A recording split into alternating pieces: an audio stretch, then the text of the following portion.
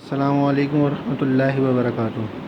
Grade 8 آج جو ہے وہ میں نے آپ کو ہوم ورک دیا ہے،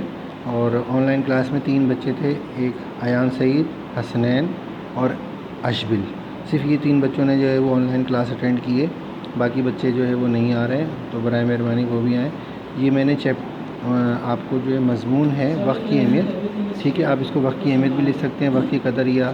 وقت کی پابندی، طلباء کی زندگی میں وقت کی اہمیت، کوئی سی بھی تینوں میں سے کوئی ایک ہیڈنگ دے سکتے ہیں۔ یہ یہاں پر جو ہے وہ کافی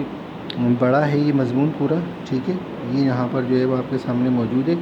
آپ نے اس کو کرنا کیا ہے، آپ نے اس کو جو ہے شارٹ کرنا ہے، میں اس کی اسکرین شاٹ بھی آپ کو بھیج دوں گا، اور یہ پورا مضمون بھی آپ کو ہے، آپ نے جو ہے اس کو شارٹ کرنا ہے، مگر احتیاط یہ کرنی ہے کہ یہ جو اس میں اشعار دیے گئے ہیں یہ،